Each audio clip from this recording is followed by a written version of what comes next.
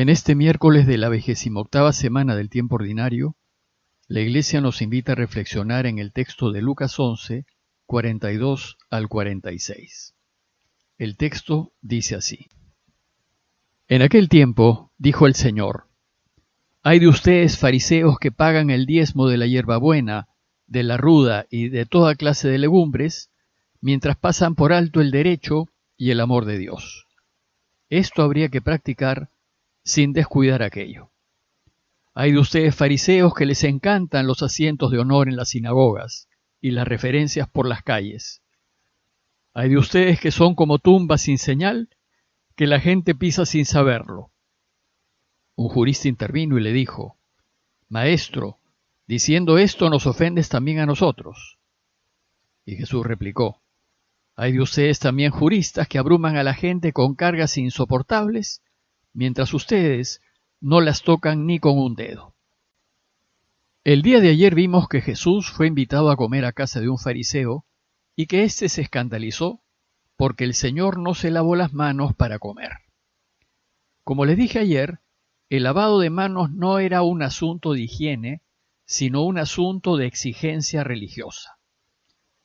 La ley exigía a los judíos que mantuviesen una recta relación con Dios, y aquel que lo hacía se consideraba puro ante la ley, y el que no lo hacía era impuro ante la ley.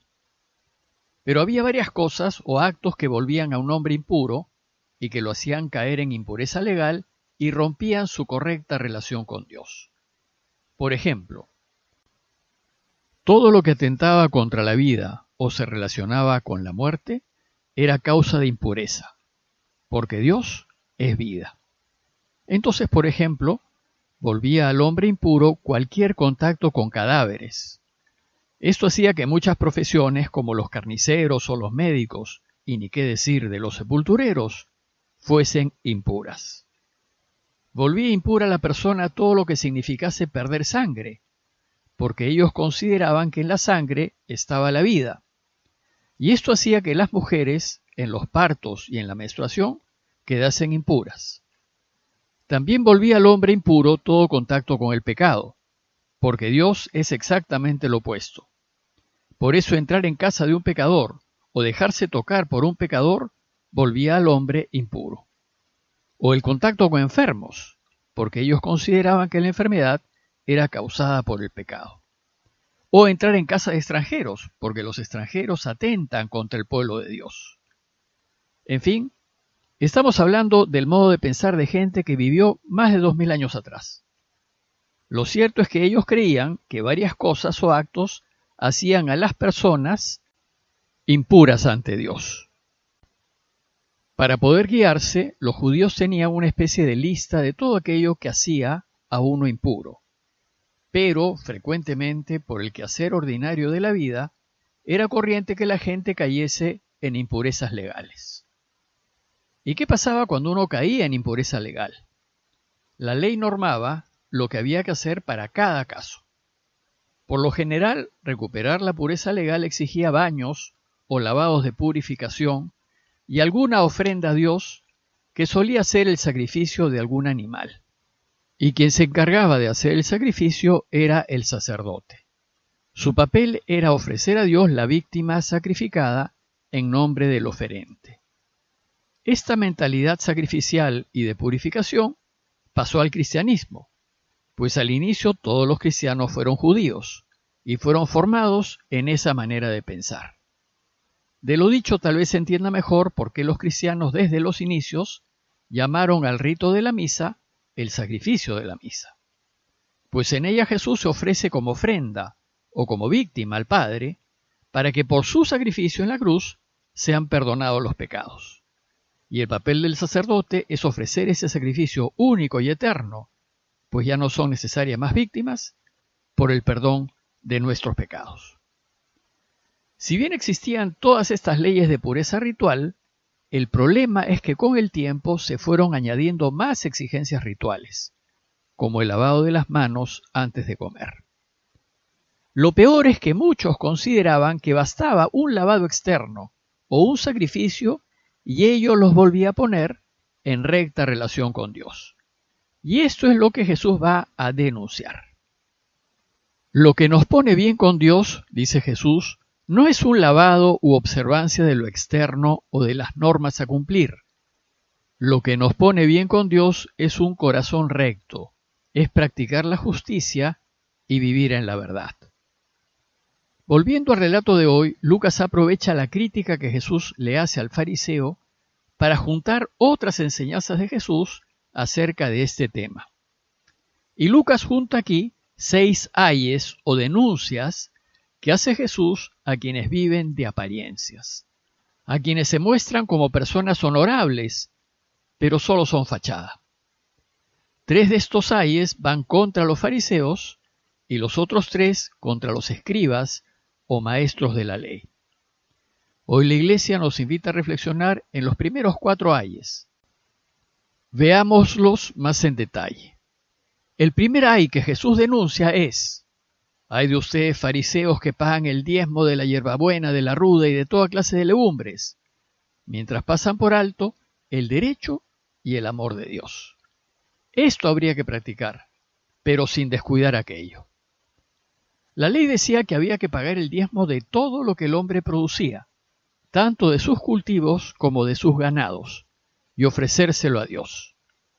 Pero era una exageración pagar el diezmo de lo que crecía en los huertos de las casas, como de la hierbabuena, de la ruda y de las legumbres, pues usualmente eran de muy poco valor.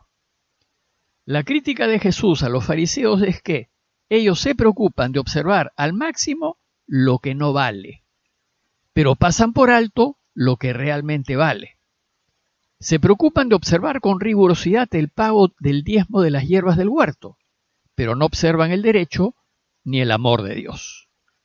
¿Acaso no es más importante amar a Dios sobre todas las cosas y caminar derechos en la vida? Bueno, pues hoy la gente se confiesa, por ejemplo, de no haber ido a misa, pero no se confiesa del maltrato y abuso que hacen a sus empleados, no se confiesan de no pagar impuestos, no se confiesan de que difaman a los demás y les destruyen la vida. No ir a misa es una falta de gratitud, es no ser capaces de agradecer por lo menos 1 hora a la semana a aquel que nos ha dado todo. Pero lo otro es hacer daño y destruir la vida. Habría que participar de la Eucaristía, pero como dice Jesús, sin descuidar el derecho y el amor a Dios. El segundo ay que denuncia es lo que buscan los fariseos. Hay de ustedes, fariseos, que les encantan los asientos de honor en las sinagogas y las reverencias por las calles. Muchos fariseos solían hacer las cosas solo para que los alaben, y Jesús denuncia a aquellos que van por la vida buscando reconocimientos y aplausos, y que hacen las cosas no por el mayor bien, sino para que los honren y reverencien. Quieren que sus nombres aparezcan, cuando el único nombre que debe aparecer y ser honrado es el de Dios. El tercer ay que denuncia a Jesús es el engaño de los fariseos. Hay de ustedes que son como tumbas sin señal que la gente pisa sin saber. Jesús denuncia a aquellos que engañan y se aprovechan de la gente aparentando bondad. Este ay se entiende mejor cuando recordamos que una persona queda impura cuando entra en contacto con cadáveres.